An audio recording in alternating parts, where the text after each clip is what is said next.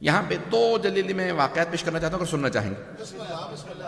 اب علماء نے لکھا یہ ہے کہ یہ کیسے یاد ہے کہ ایک باپ نے اللہ نے اولاد نہیں دی اور بڑھاپے میں انہیں خبر ملی کہ اب آپ کو بشارت ملی کہ اب آپ کو اولاد ہو جائے گی.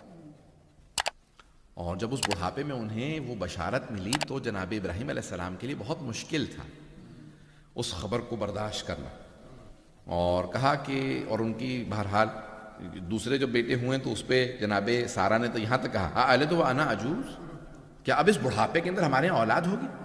فَسَكَّتْ وَجْهَهَا، انہوں نے اپنے چہرے کو پیٹ لیا، ماتم کر لیا. یہ ماتم کی سب سے بڑی دلیل، نہ اللہ نے کہا نہ رسول اللہ نے کہا کہ بدعت ہے حرام ہے، نہ جبرائیل نے کہا.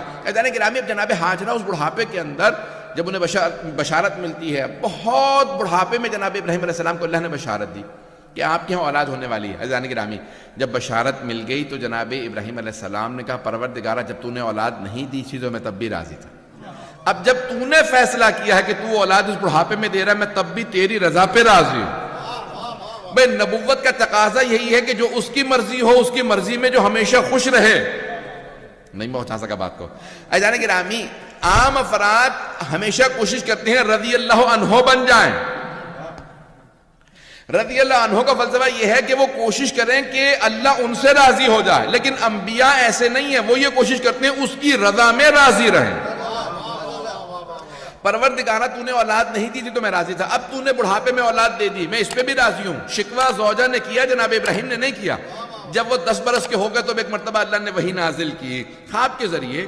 انہوں نے خواب دیکھا تو فوراً اللہ نے وحی نازل کی کہ اسے ذبح کر دیجئے. ابھی بھی شکوہ نہیں کرتے کہ پروردگارہ اگر تو نے بڑھاپے میں اولاد دی تھی تو اسے بچا ہی دیتا. اب یہ بڑھاپے میں اولاد کو ذبح کرنے کا خواب دیکھا جناب ابراہیم نے تو شکوہ نہیں کرتے، کہتے ہیں پروردگارہ تیری رضا پہ راضی ہوں، تیری رضا پہ راضی ہوں، میری طرف سے کوئی شکوہ نہیں. لیکن اب چلے 3 مرحلے ہیں.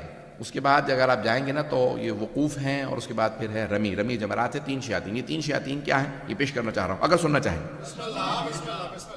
ایذان گرامی سب سے پہلا جو کہتے ہیں چھوٹا شیطان، اور پھر وسطی یعنی درمیانہ شیطان، اور پھر بڑا شیطان. تو پہلا شیطان جو ہے وہ یادگار ہے کہ جب ابلیس یا شیطان آیا جناب حاجرہ کے پاس، اور آنے کے بعد ایک مرتبہ جناب حاجرہ نے جب دیکھا نا کہ ہاتھ میں چھری ہے، رسی ہے، ایک دلو ہے، بالٹی، جو بھی کہہ لیجیے آپ، کہ کیا وہ ماحول بدلا سا ہے. دونوں خاموش سے ہیں، ماحول صحیح نہیں لگ رہا. اب وہ ماں کی ایک تڑپ بیٹے کو اس حالت میں دیکھ رہی ہیں تو درے منزل تک آئیں، اپنے گھر کے دروازے تک آئیں جناب حاجرہ. اب پریشان ہے، دیکھ رہی جناب ابراہیم جناب اسماعیل کو لے جا رہے ہیں. تو ایک مرتبہ دیکھا درے منزل پہ، درے بیت پہ ایک آدمی آیا. اس نے کہا کہ حاجرہ روکو، ابراہیم تمہارے بیٹے کو ذبح کرنے جا رہے ہیں. کیونکہ شیطان کو پتا تھا تو فوراً جناب حاجرہ نے کنکریاں اٹھائیں اور ایک مرتبہ دے ماری. کہا کہ شیطان دور ہو جا. اب وہ جب کنکریاں ماری تو ساتھ ہی توجہ ہو. ایک مرتبہ شیطان نے سوال کیا کیسے پتا چلا کہ میں شیطان ہوں؟ کہا جو کسی نبی کی زوجہ کو گھر سے نکلنے پہ اگسائے وہ شیطان ہی ہو سکتا اگر بات پہنچ گئی ہو. تو کہا کہ نبی کی زوجہ کو جو گھر سے نکلنے پہ مجبور کرے وہ شیطان ہی ہو سکتا ہے. جانے کی رامی جناب حاجرہ پھر بھی گھر سے نہیں نکلی. اب شیطان جو ہے فوراً جناب اسماعیل کے پیچھے گیا کہ انہیں کسی طرح سے میں اگسا لوں اور وہ قربانی سے باز آ جائیں. کیونکہ امتحان صرف جناب ابراہیم کا نہیں تھا، جناب اسماعیل کا بھی تھا. کیونکہ جناب ابراہیم علیہ السلام نے خواب دیکھنے کے بعد کہا تھا انی ارا فی المنام انی اذبحک فانظر ماذا تری.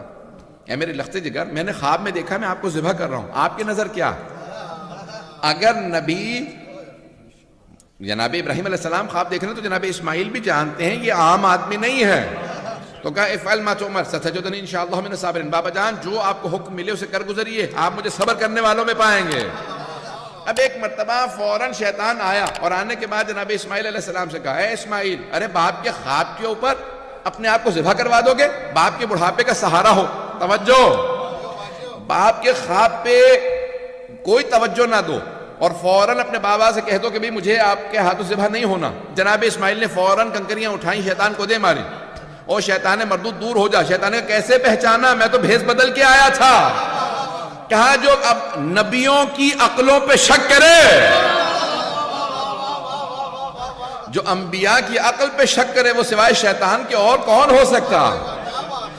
انبیاء کی عقل پہ شک کرنا کہ بھئی یہ شاید ہذیان ہو معاذ اللہ یا کیا ہو، بس شک کرنا تھا کہ جناب اسماعیل سمجھ گئے. پتہ نہیں بات کہ بھئی جو بھی انبیاء کی عقل پہ ان کی وحی الہی. اب ایک مرتبہ کہا کہ بھئی ٹھیک ہے تم، شیطان چلا گیا. اب پھر دوبارہ بھیس بدل کے سامنے سے آنے لگا جناب ابراہیم. وہ ہے جہاں پہ بڑا شیطان رکھا جاتا ہے، مینا کے میدان کے اندر. ایک مرتبہ آیا اور آنے کے بعد جناب ابراہیم سے کہا اے ابراہیم خواب پہ بیٹے کو ذبح کر دو گے؟ تو فوراً جناب ابراہیم نے دوسری بات ہی نہیں سنی، کنکریاں اٹھائیں اور اسے دے ماری. کہا کہ شیطان مردود دور ہو جا. کبھی کیسے پہچانا؟ کہا جو اللہ کی وحی پہ شک کرے، وحی الہی پہ شک کرے، وہ شیطان کے علاوہ اور کون ہو سکتا؟ اللہ نے وحی نازل کی ہے بیٹے کو ذبح کر دو. عزیزان گرامی اب سمجھ میں آ رہا؟